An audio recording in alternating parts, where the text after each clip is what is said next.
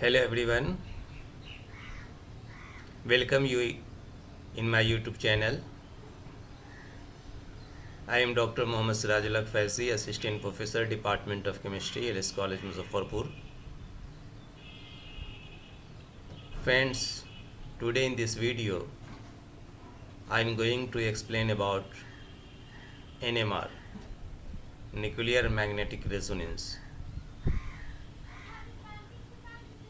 So, let us start. What is nuclei? Nuclei are positively charged. Look at here. Nuclei are positively charged and spin on an axis. Look at here. They create a tiny magnetic field. Due to spin, they create tiny magnetic field. Not all nuclei are suitable for nuclear magnetic resonance or NMR. Hydrogens 1 and carbon 13 are the most important NMR active nuclei in organic chemistry.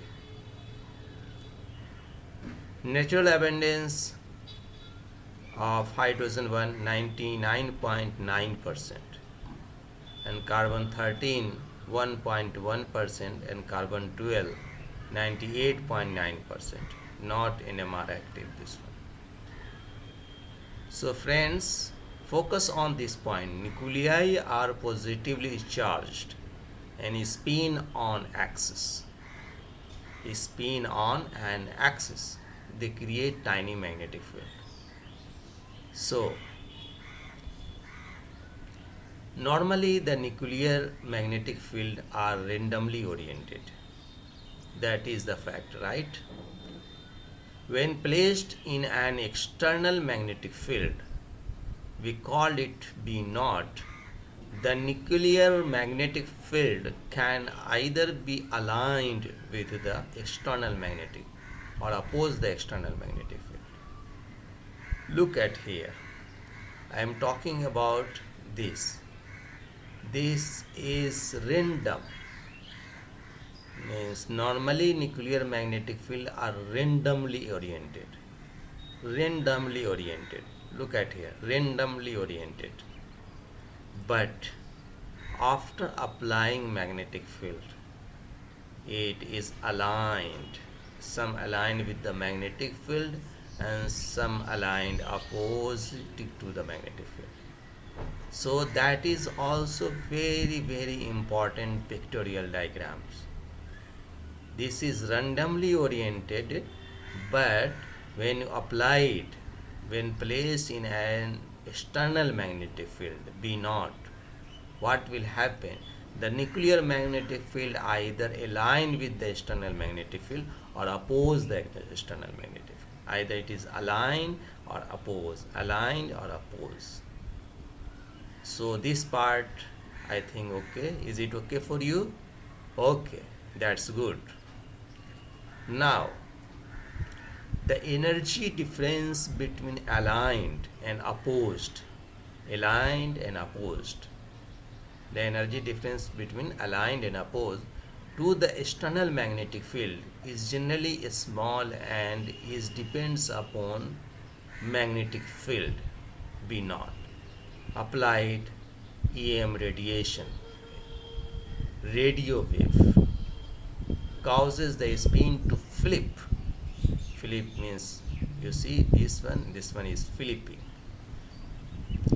and nuclei are said to be in resonance with B naught, and then it is said that it is resonance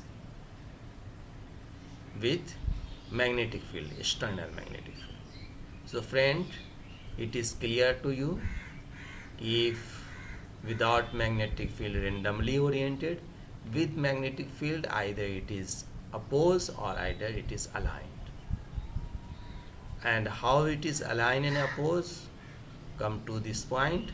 This is due to are positively charged and spin on axis, they create a tiny magnetic field. So up to now it is okay. Now look at here. You have this strength of applied field. You see here.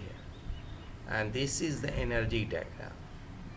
So applied field increases, then energy increases. This is align and this is oppose.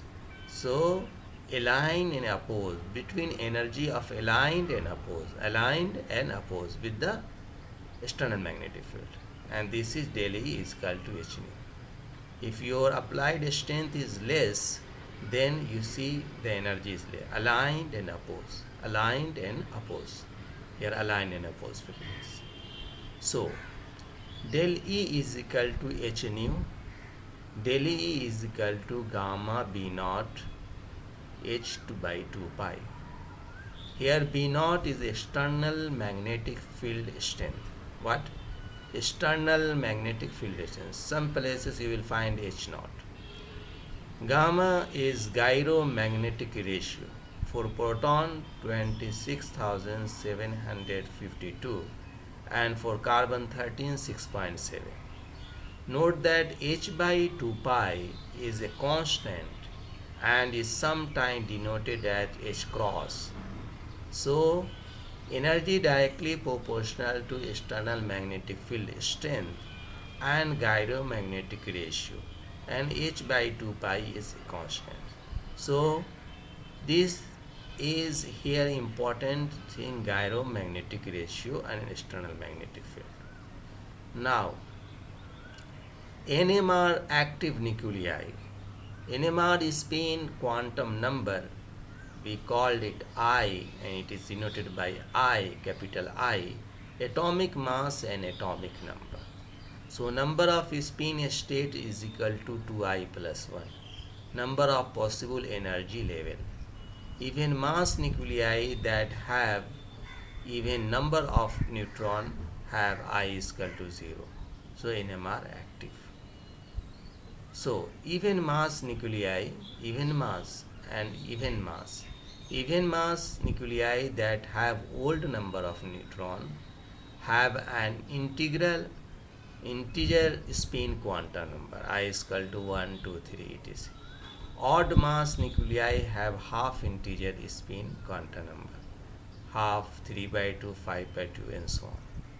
So I is equal to half for proton, for carbon 13, for fluorine 19, for phosphorus 31. I is equal to 1 for H2 hydrogens, 14 nitrogen.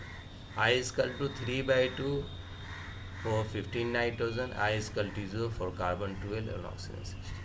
So look at here. Even mass nuclei that have even number of neutron have I is equal to 0 and I are NMR inactive. And even mass nuclei that have odd number of neutron have an integer spin quantum number, and odd mass nuclei have half integer spin quantum number. So look at this picture. This is the picture of NMR.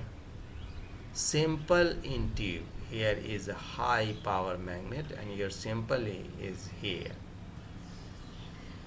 A radio frequency generator you will find near to your NMR instruments, and then detector and amplifier, and then it is attached with your display computer. You will find it the spectra of NMR.